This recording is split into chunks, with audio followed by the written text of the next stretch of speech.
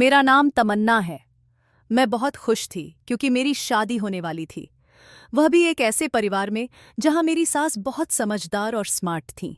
उनकी सबसे बड़ी चिंता अपने बेटों के लिए थी, जिन्होंने अपनी जिंदगी में बहुत गरीबी देखी थी। लेकिन जब मेरी सास की शादी हुई और वे अपने ससुराल आईं, तो उन्होंने मन में ठान लिया कि वे अपने बेटों के लिए ऐसी बहुएं लाएंगी जो गरीब परिवार से हों। साथ ही वे बहू के माता पिता पर शादी का कोई बोझ नहीं डालेंगी। मेरी शादी भी अपने ही गांव के एक ऐसे परिवार में हुई जहां 3 भाई रहते थे। उनके पिता अब इस दुनिया में नहीं थे। मेरी सास की 2 बेटियां थीं जिनकी शादी हो चुकी थी। बड़ी बेटी शादी के बाद शहर में रहती थी, इसलिए वह गांव में कम ही आती थी। लेकिन छोटी बेटी की शादी हमारे ही गांव में हुई थी। इस वजह से वह हमारे घर में अक्सर आती जाती थी और हर बात में बहुत दखल देती थी। मेरी जेठानी भी थीं, जो गरीब परिवार से आई थीं। मेरी सास के बेटे अपने पिता का कारोबार संभालते थे। मेरे ससुराल में एक रिवाज था जो मेरी सास ने बनाया था। उनका नियम था कि वे जो भी बहू अपने घर लाएंगी, उसके माता पिता से दहेज नहीं लेंगी। मेरा परिवार भी कुछ ऐसा ही था। मैं बहुत गरीब घर से थी। हम 7 बहनें थीं और हमारा कोई भाई नहीं था। मेरे पिता ने पहले ही बड़ी मुश्किल से मेरी 4 बहनों की शादी की थी। दहेज देने की वजह से वे पूरी तरह बर्बाद हो चुके थे। अब वे मेरे लिए भी रिश्ता ढूंढ रहे थे और किसी तरह मेरे दहेज का इंतजाम करने की कोशिश कर रहे थे। लेकिन जब मेरा रिश्ता इस परिवार में तय हुआ, तो मेरी सास ने कहा, हम दहेज नहीं लेते, हमें बस आपकी बेटी चाहिए। यह सुनकर मेरा पूरा परिवार खुशी से झूम उठा। मेरे पिता ने बिना देर किए इस परिवार में मेरी शादी कर दी। मैं खूबसूरत थी, इसलिए मेरी सास ने मुझे जल्दी ही अपने बेटे के लिए पसंद कर लिया। मेरा भाग्य भी उनके बेटे से झुर गया था। मेरे दहेज का इंतजाम भी तैयार हो गया था। मेरी सास कहती थी, हमारे यहाँ बेटों की शादी होती है, लेकिन दहेज का इंतजाम बेटा खुद करता है। लड़की के मायके से हम लड़की के सिवा कुछ नहीं लेते। इसीलिए मेरे दहेज का इंतजाम मेरी सास ने नहीं, बल्कि मेरे पति ने किया था।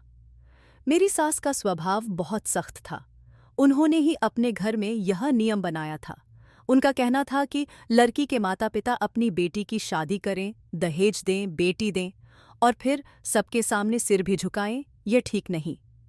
एक समय था जब मेरी सास के पिता ने भी बड़ी मुश्किल से उनकी शादी अच्छे घर में की थी। तब उनके घर में खाने तक को पैसे नहीं थे। तभी मेरी सास ने ठान लिया था कि जब मेरे बच्चों की शादी होगी तो मैं अपने घर का नियम बदलूंगी। मैं किसी गरीब लड़की को अपने घर लाऊंगी, लेकिन उससे दहेज नहीं लूंगी।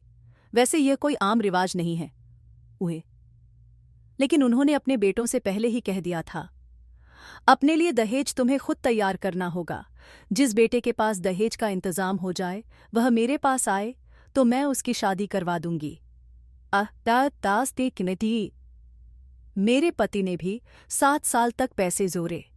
घर में रोजमर्रा की चीजें, फर्नीचर, बिजली का सामान, ये सब तब तक इकट्ठा किया जब तक उनके पास पूरा सामान नहीं हो गया। तब जाकर उन्होंने अपनी माँ से अपने रिश्ते की बात की। यहाँ तक कि उन्होंने अपने लिए अलग कमरा भी बनवाया था, क्योंकि मेरे ससुराल में पहले सिर्फ एक ही कमरा था। उसी कमरे में मेरी सास ने अपने बच्चों को बड़ा किया था। जब मेरे जेठ की शादी हुई तो उन्होंने भी अपने लिए अलग कमरा बनवाया था। अब मेरे पति की शादी हुई तो उन्होंने भी अपने लिए नया कमरा तैयार किया। उस कमरे में उन्होंने हर जरूरी चीज रखी थी, यहाँ तक कि हर वह सामान रखा जो एक औरत या परिवार के लिए चाहिए होता है। इसके बाद उन्होंने अपनी माँ से कहा, माँ, अब मैं शादी के लायक हो गया हूँ, आप मेरी शादी करवा दीजिए। मैंने अपनी शादी के लिए सारा इंतजाम कर लिया है। यहाँ तक कि शादी के खर्चे का बंदोबस्त भी मेरे पति ने खुद किया था। मेरे माता पिता की खुशी का ठिकाना नहीं था। उन्हें यकीन नहीं था कि उनकी बेटी का भाग्य इतना अच्छा होगा कि वह खाली हाथ विदा हो जाएगी और ससुराल भी इतना अच्छा मिलेगा, पति भी इतना अच्छा होगा। मेरे कुछ रिश्तेदारों को जब यह बात पता चली कि मेरी सास बिना दहेज के बहुओं को घर ला चुकी हैं, तो उन्होंने कहा, इसका कोई देवर नहीं है क्या? मेरे माता पिता ने उन्हें बताया, हाँ, एक देवर है, लेकिन वह अभी कुछ कमाता नहीं है। वह शहर से पराकर आया है। जब वह कमाने लायक हो जाएगा तभी उसकी शादी होगी। मेरा एक ही देवर था।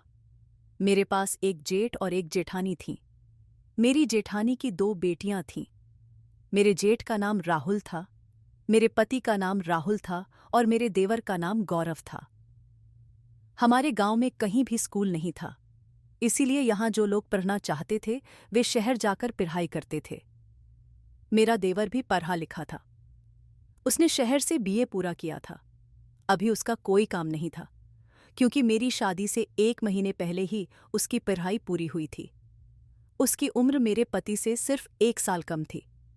वह भी शादी करना चाहता था, लेकिन मेरी सास अभी उसकी शादी नहीं करवाना चाहती थी। जब मेरी शादी को 2-3 महीने बीत गए तो मैंने अपनी सास से कहा, अगर गौरव शादी करना चाहता है तो आप उसकी शादी क्यों नहीं करवा देती। इस पर मेरी सास और जेठानी हंसने लगी। उन्होंने कहा, बेटी, अभी वह पढ़ाई करके आया है, पहले उसे कोई अच्छी नौकरी मिल जाए, फिर मैं उसकी शादी करवा दूंगी।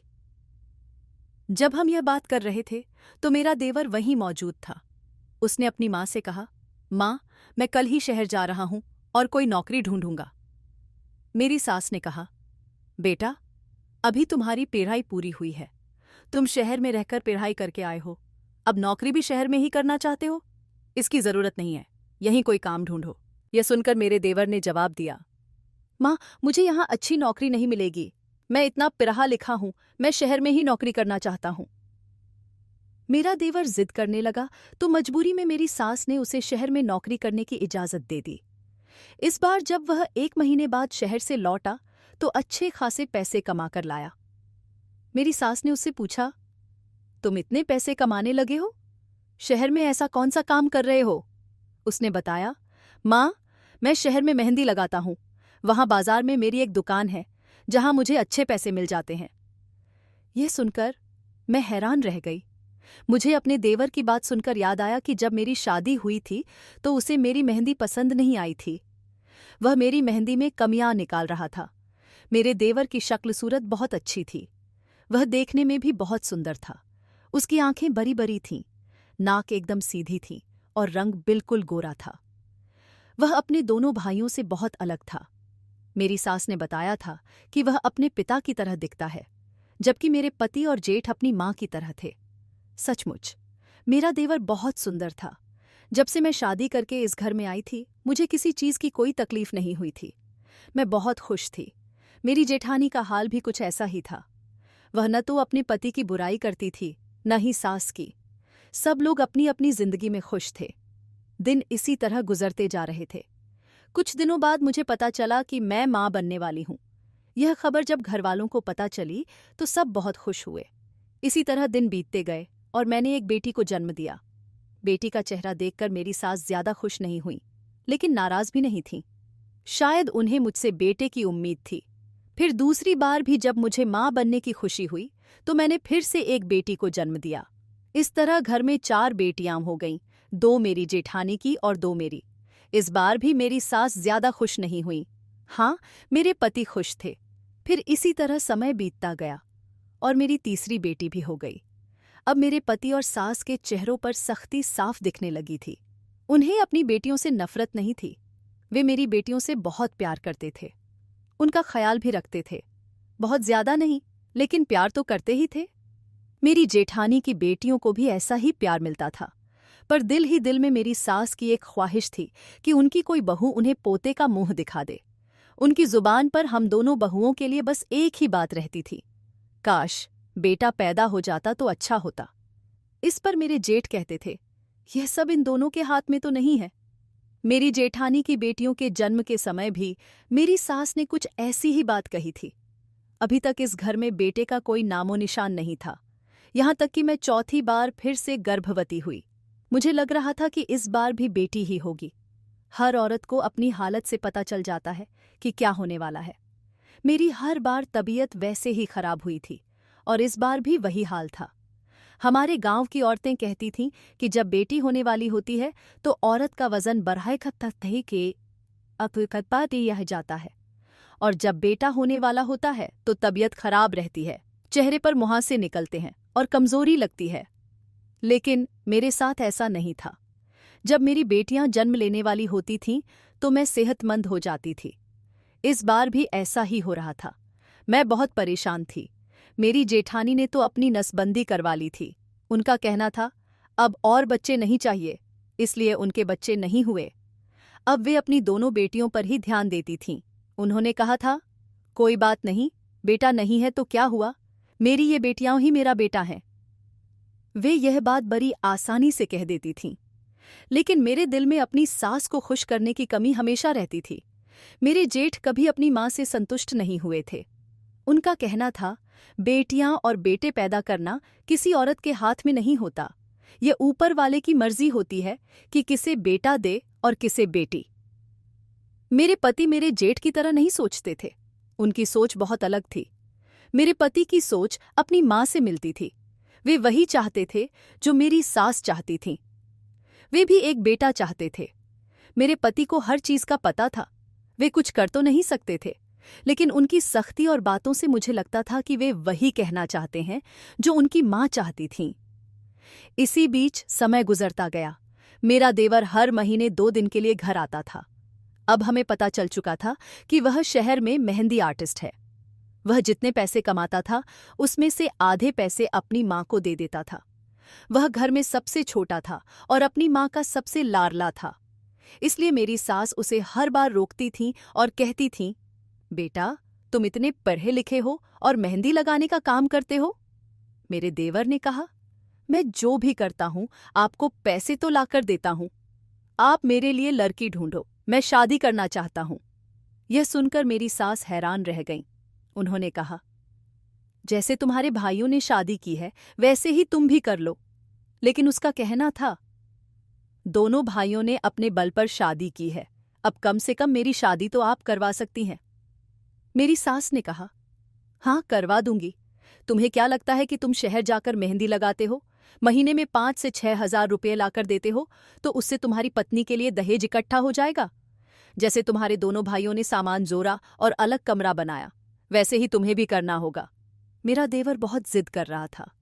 तब मेरी सास ने कहा, मेरे लिए तीनों बेटे एक समान हैं। जिस तरह दोनों बेटों ने अपनी शादी की, उसी तरह तुम्हें भी अपने बल पर शादी करनी होगी। मैं किसी के साथ भेदभाव नहीं करना चाहती। जब उनके लिए एक नियम है तो तुम्हारे लिए भी वही नियम है। तुम्हारे भाइयों ने सालों तक सामान जोड़ा, फिर शादी की। तुम भी शुरू करो। जितनी जल्दी दहेज और कमरा तैयार कर लोगे, उतनी जल्दी तुम्हारी शादी हो जाएगी। मेरी सास यह बात बिल्कुल ठीक कह रही थीं। अगर वे अपने छोटे बेटे की शादी खुद कर देती तो बड़े बेटों के साथ नाइंसाफी हो जाती। इस घर में मेरे देवर से ज्यादा पढ़ा लिखा कोई नहीं था। मेरे पति और जेठ अपने पिता का कारोबार संभालते थे। उसी काम से पैसे जोड़ कर उन्होंने अपनी शादी का इंतजाम किया था। अब मैं और मेरी जेठानी सोच रही थीं कि गौरव सिर्फ मेहंदी लगाता है। अगर वह चाहे तो कोई अच्छी नौकरी ढूंढ सकता है और जल्दी शादी कर सकता है, लेकिन वह अपना काम नहीं बदलना चाहता था। अपनी माँ की बात सुनकर मेरे देवर को गुस्सा आ गया। उसने कहा, ठीक है माँ, मैं पैसे का इंतजाम करता हूँ। मैंने सोचा कि इस बार वह मेहंदी का काम छोड़कर शहर में कोई अच्छी नौकरी ढूंढ लेगा। अगले महीने जब वह आएगा तो शायद ज्यादा पैसे लाएगा। लेकिन अगले महीने जब वह आया तो उसके पास पहले जितने पैसे भी नहीं थे, बल्कि वह बहुत बीमार हो गया था। इस बार वह महीना पूरा होने से पहले ही लौट आया था। मेरी सास उसके लिए बहुत परेशान हुई। मेरे पति और जेठ ने गांव में ही उसका इलाज करवाया। उसे मलेरिया हो गया था। मेरी सास उसकी तबीयत खराब होने से बहुत डर गई थीं। ऊपर वाले की मेहरबानी से कुछ दिनों बाद वह ठीक हो गया। फिर वह शहर जाने की जिद करने लगा, लेकिन मेरी सास ने कह दिया, अब तुम कहीं नहीं जाओगे, जो करना है यहीं रहकर करो। वह बार बार कहता था, यहां रहकर मैं कोई नौकरी नहीं कर सकता। मेरी सास ने कहा, वैसे भी तुम इतनी बड़ी नौकरी नहीं करते, मेहंदी ही तो लगाते हो, वह तुम यहां भी लगा सकते हो। अब मैं तुम्हें शहर कभी नहीं जाने दूंगी, वहां तुम्हारा ख्याल रखने वाला कोई नहीं है। मेरा देवर कुछ दिनों तक यहां खाली रहा, लेकिन फिर भी उसने कोई दूसरी नौकरी नहीं ढूंढी। उसने हमारे गांव के बाजार में जाकर अपनी मेहंदी की दुकान खोल ली और वहां मेहंदी लगाने लगा। इस पर हम सब हंसने लगे कि यहां उसे कौन मेहंदी लगवाएगा, मेहंदी लगाकर वह कितने पैसे कमा लेगा। इस तरह तो उसकी शादी में 100 साल लग जाएंगे।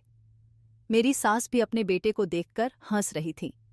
उन्होंने कहा, बेटा, इस तरह तो मुझे लगता है कि इस जन्म में मैं तुम्हारी शादी कभी नहीं देख पाऊंगी।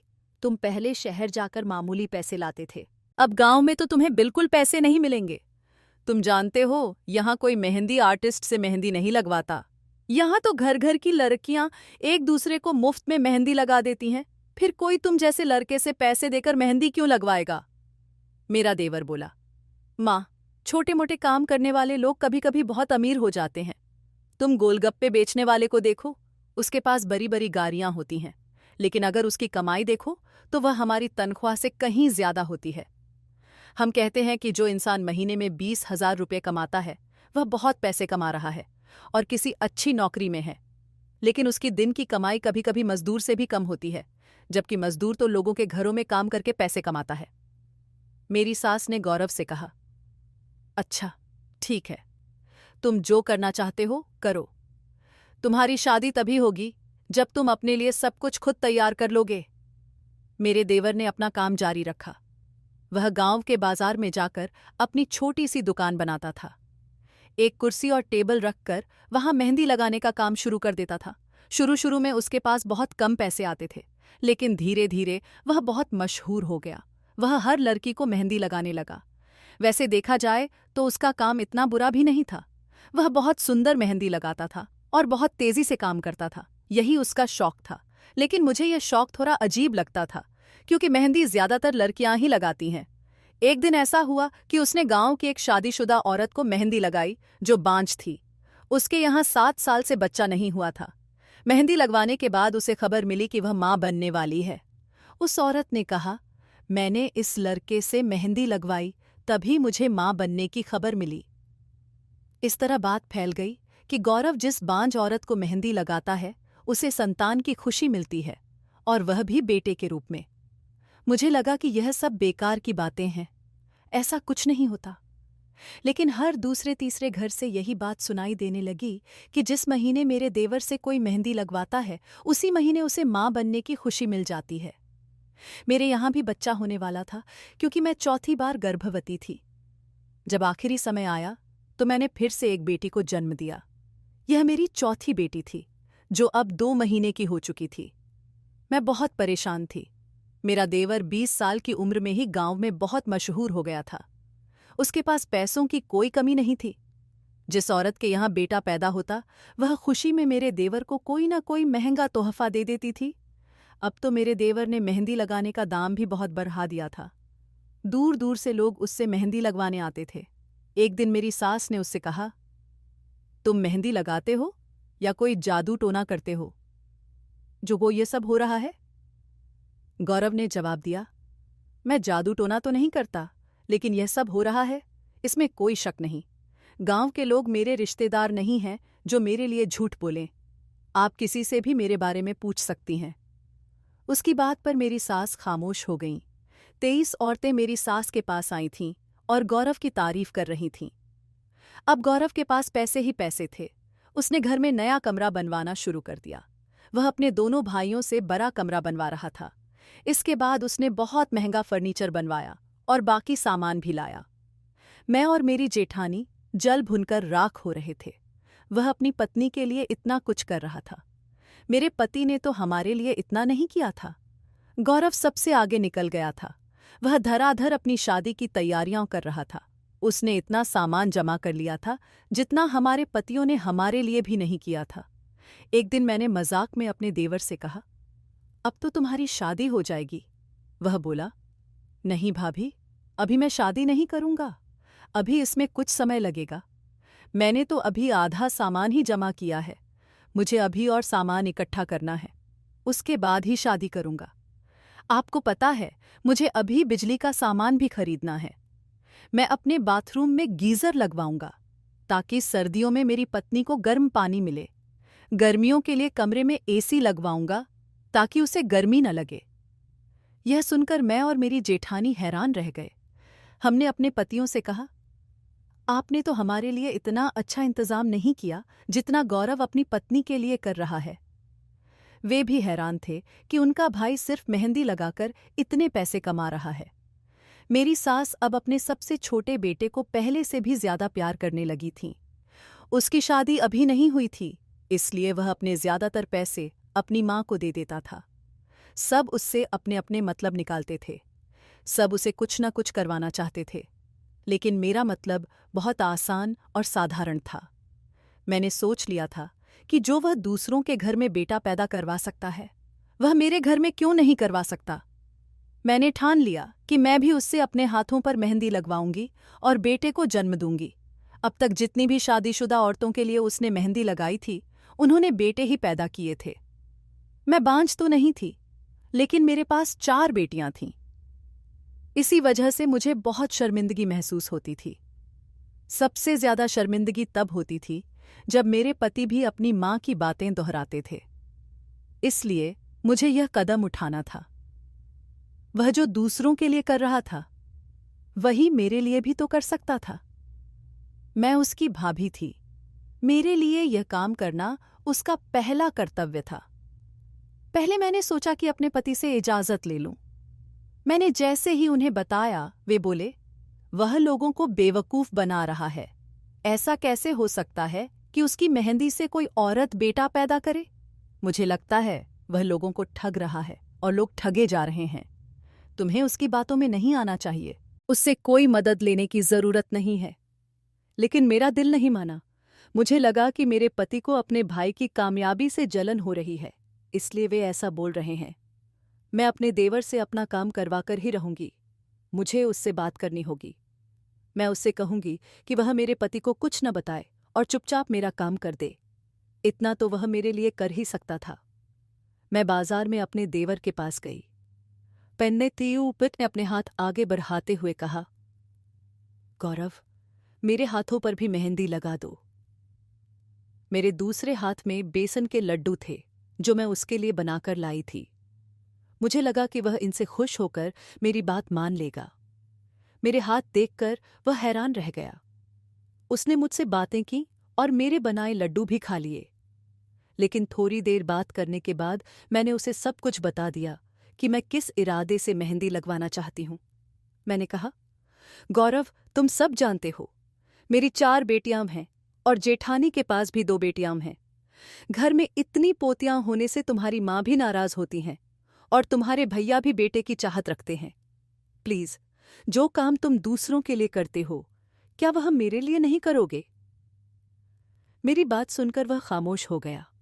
मैंने कहा, तुम मेरे हाथों पर मेहंदी लगा दोगे ना? मुझे लगा कि वह तुरंत हां कह देगा, लेकिन उसने साफ मना कर दिया। उसने कहा, भाभी, मैं आपके हाथों पर मेहंदी नहीं लगा सकता। आपके लिए मैं ऐसा नहीं कर सकता। मैंने कहा, तुम ये क्या कह रहे हो? इसका मतलब जो लोग तुम्हें पैसे देते हैं उनका काम तुम फटाफट कर देते हो?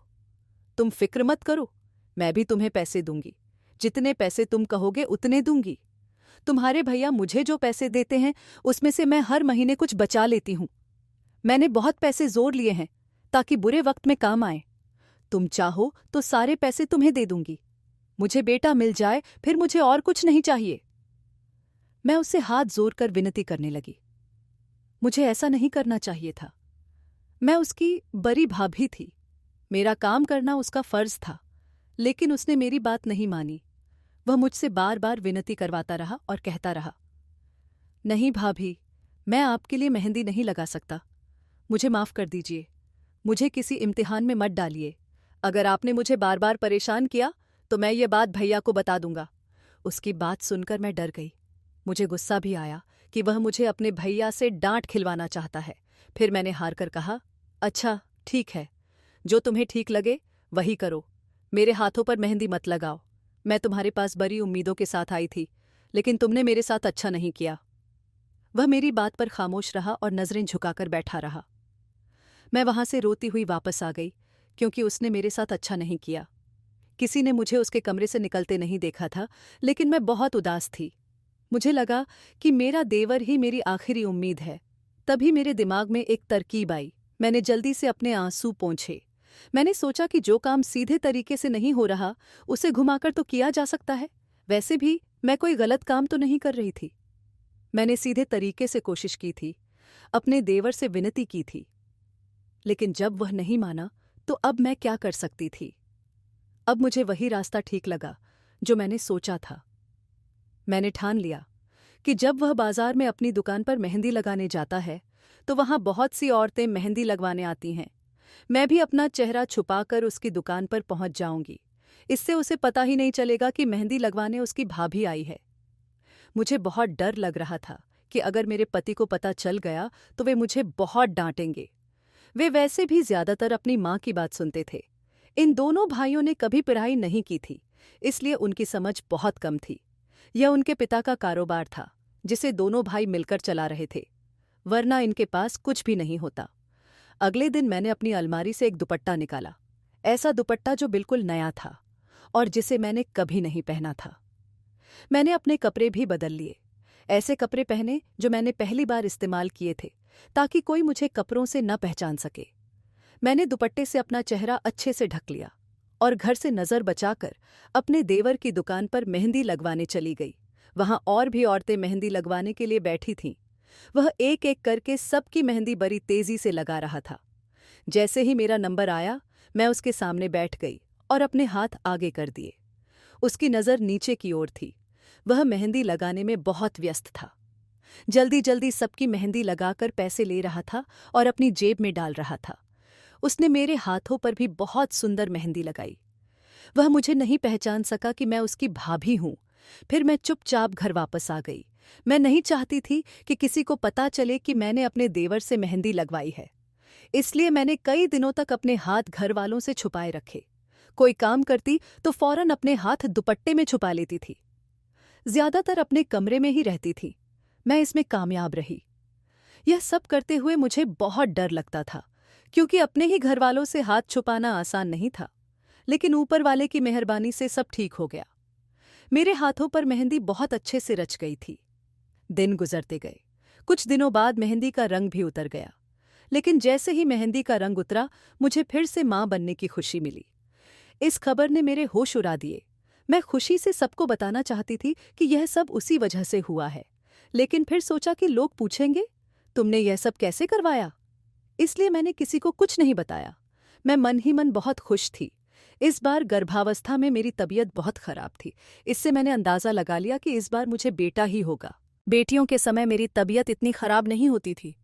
मैंने सुना था कि तबीयत खराब हो तो बेटा पैदा होता है। मेरे साथ वही सब लक्षण थे जो बेटे के जन्म के समय होते हैं। मेरी सास को भी इसका अंदाजा हो गया था। उनके दिल में उम्मीद जाग उठी थी। वे मेरा बहुत ख्याल रखने लगीं। मेरे खाने पीने का पूरा ध्यान रखती थीं।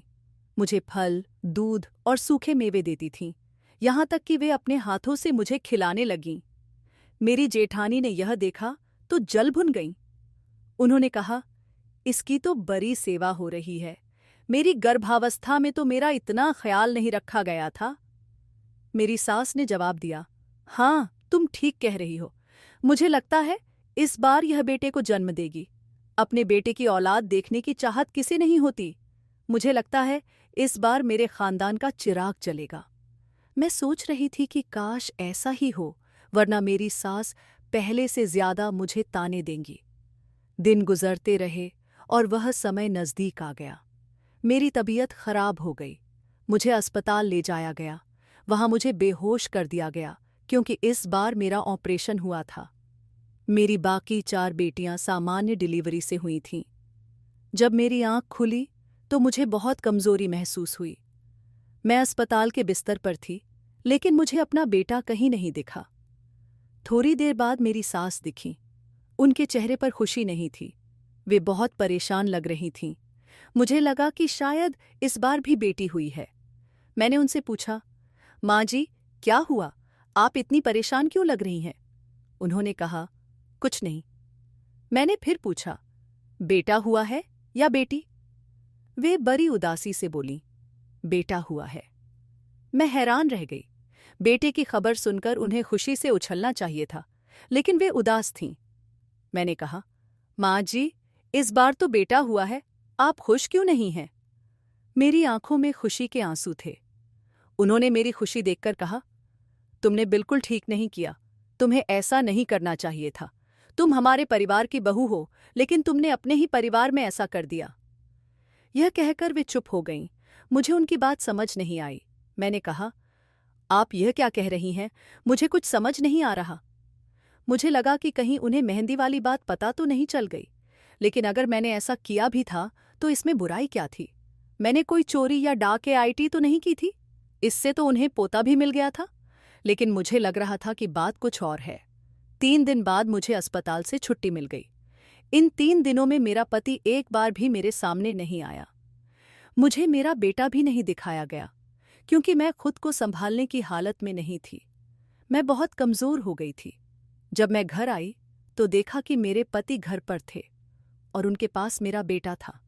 मैंने उनकी ओर देखकर कहा, आपको बहुत खुशी हुई होगी। अपने बेटे को देखिए, हमारा परिवार अब पूरा हो गया। ऊपर वाले ने हमें बेटा दे दिया। लेकिन मेरे पति ने कुछ ऐसा कहा जिसे सुनकर मुझे अपने कानों पर यकीन नहीं हुआ।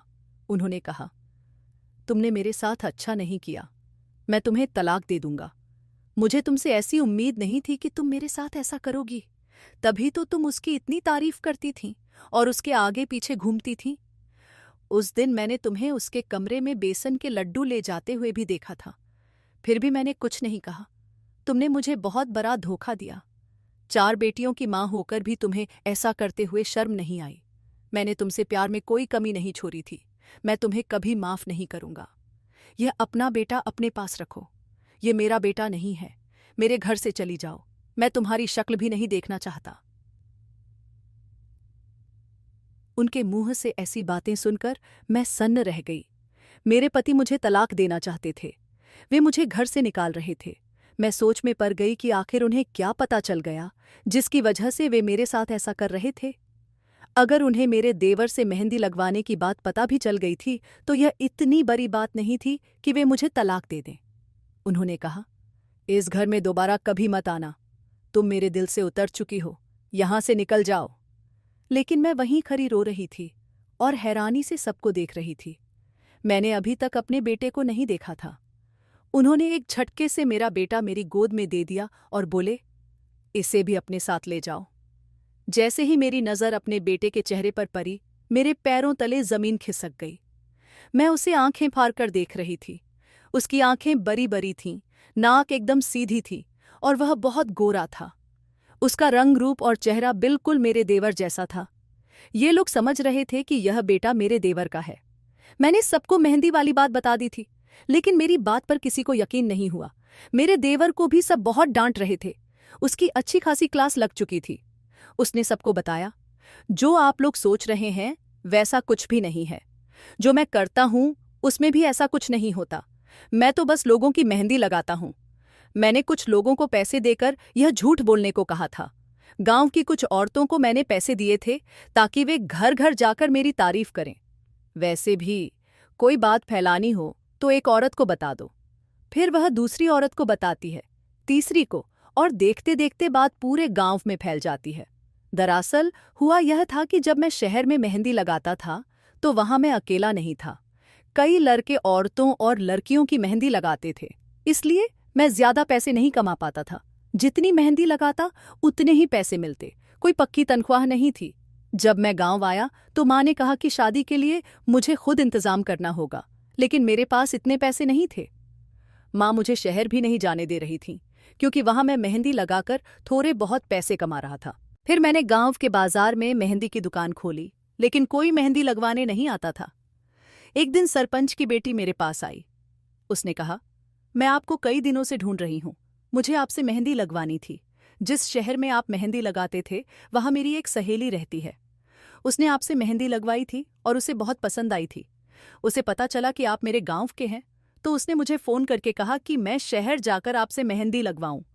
फिर मुझे पता चला कि आप शहर में नहीं हैं। वैसे भी मेरे पिता मुझे शहर नहीं भेजना चाहते थे। जब मुझे पता चला कि आप यहाँ हैं तो मैं आपको ढूंढ रही थी। मुझे आपके घर का पता भी नहीं मिल रहा था। अब पता चला कि आप यहाँ दुकान खोलकर बैठे हैं। उसने मुझसे मेहंदी लगवाई और अच्छी खासी रकम देकर चली गई। मैं बहुत खुश हुआ। मैंने सोचा कि गांव में कोई मेरे हुनर को नहीं पहचान रहा। मुझे मेहंदी लगाने का शुरू से शौक था। शहर में पढ़ाई के साथ साथ मैं कॉलेज की लड़कियों की मेहंदी लगाता था और उनसे थोड़े बहुत पैसे लेता था। लेकिन अब मुझे अपना कारोबार चलाना था और शादी भी करनी थी। इसके लिए मुझे ज्यादा पैसों की जरूरत थी। मैं कई दिनों तक इंतजार करता रहा कि कोई तो मेहंदी लगवाने आए।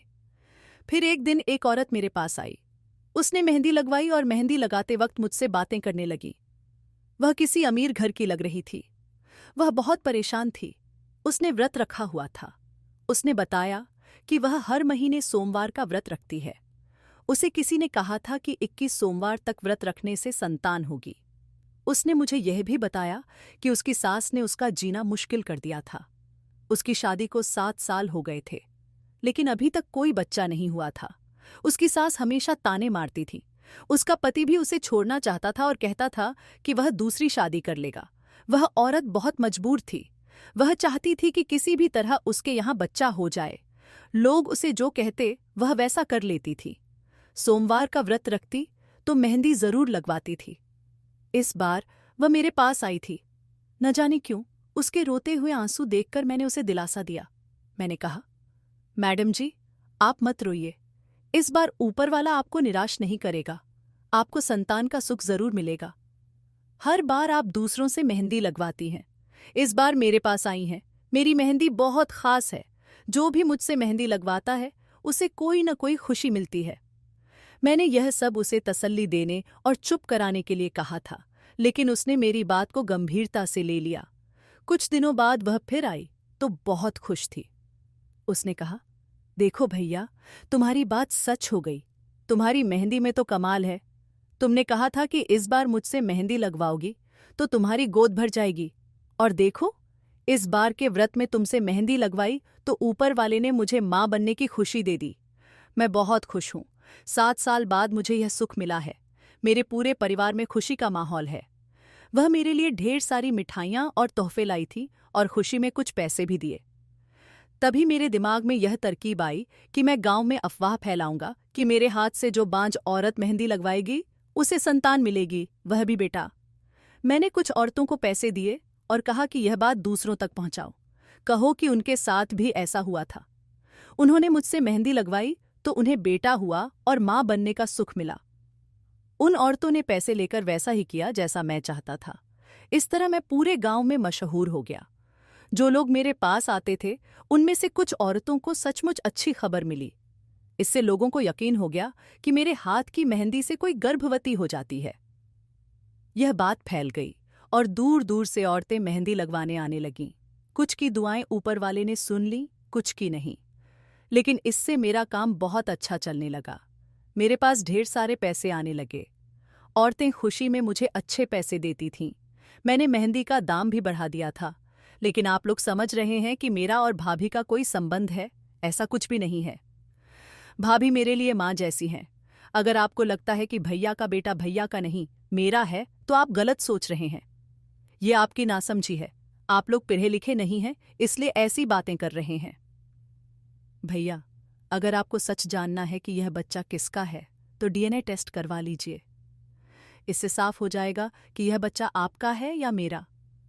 मुझे शर्मिंदगी होती है कि आप लोग ऐसा सोचते हैं। भाभी बेकसूर हैं, उनकी कोई गलती नहीं है। हाँ, मेरा भतीजा मुझसे मिलता है तो क्या हुआ? मैं भी तो अपने पिता से मिलता हूँ। मेरी शक्ल अपने पिता जैसी थी। बच्चे अपने परिवार वालों की शक्ल लेते हैं। कोई भाई बहन पर जाता है, कोई माँ पिता पर, कोई चाचा ताऊ पर, कोई बुआ मौसी पर। इसमें कोई बड़ी बात नहीं है, लेकिन आपने छोटी सी बात को बहुत बड़ा बना दिया। मैं अपने देवर की बात सुनकर हैरान रह गई। वहां मौजूद मेरी जेठानी, जेठ और सास ने कहा, तो फिर डीएनए टेस्ट करवाओ, पता लगाओ कि यह बच्चा किसका है। डीएनए टेस्ट करवाया गया, लेकिन रिपोर्ट 3 दिन बाद आने वाली थी। ये 3 दिन मेरी जिंदगी के सबसे मुश्किल दिन थे। मेरे पति मुझसे बहुत नाराज थे। वे मुझे छोड़ना चाहते थे, घर से निकालना चाहते थे। मैं बार बार प्रार्थना कर रही थी कि ऊपर वाला मेरे हक में फैसला करे। एक तरफ बेटे की मां बनने की खुशी थी, दूसरी तरफ पति से अलग होने का डर था। मैं भगवान से दुआ मांग रही थी कि सब ठीक हो जाए। मेरा देवर मुझे तसल्ली दे रहा था, भाभी, सब ठीक हो जाएगा। जब रिपोर्ट आई तो साफ हो गया कि यह बच्चा मेरे पति का ही है। जब डॉक्टर को पता चला कि हमने डीएनए टेस्ट करवाया है तो उन्होंने मेरे ससुराल वालों को बहुत डांटा। उन्होंने कहा, आप जैसे अनपढ़ लोग ऐसी गलत बातों में फंस जाते हैं। इसलिए कहते हैं कि पढ़ना लिखना बहुत जरूरी है। ये साफ है कि जब माँ और पिता से बच्चा बनता है तो वह या तो पिता के परिवार की शक्ल लेता है या माँ के परिवार की। कुछ बच्चे तो परिवार के हर सदस्य का मिश्रण होते हैं, उनका एक एक हिस्सा किसी न किसी पर जाता है। डॉक्टर की बात सुनकर मेरी सास और पति बहुत शर्मिंदा हुए। मुझे अपने पति से ऐसी उम्मीद नहीं थी। मैंने उनसे कह दिया, अगर आप मुझे छोड़ना चाहते हैं तो ठीक है, मैं यहां से चली जाऊंगी। लेकिन मेरे पति ने मुझसे माफी मांगी। वे बोले, मुझे माफ कर दो, मैं गलतफहमी में आ गया था। मेरी सास भी बहुत शर्मिंदा थीं। अपने घर को बचाने के लिए मैंने उन्हें माफ कर दिया। गलती तो किसी से भी हो सकती है। मैं अपने देवर की भी शुक्रगुजार थी, जिसने सबके दिमाग में यह बात डाली, जिससे सच सामने आ गया। मेरा देवर आज भी मेहंदी लगाता है और ऊपर वाले की मेहरबानी से उसका काम बहुत अच्छा चल रहा है। कहते हैं कि इंसान के लिए पढ़ाई बहुत जरूरी है। जो लोग पढ़ते लिखते नहीं, वे नासमझी में ऐसे काम कर देते हैं जिनका उन्हें पता भी नहीं होता। वे जो देखते हैं उसी पर यकीन कर लेते हैं। दोस्तों, मुझे उम्मीद है कि आपको हमारी कहानी पसंद आई होगी। अगर कहानी अच्छी लगी हो तो वीडियो को लाइक करें, चैनल पसंद हो तो सब्सक्राइब करें, और हाँ, नोटिफिकेशन का बटन जरूर दबाएं ताकि अगली अपडेट सबसे पहले आपको मिले।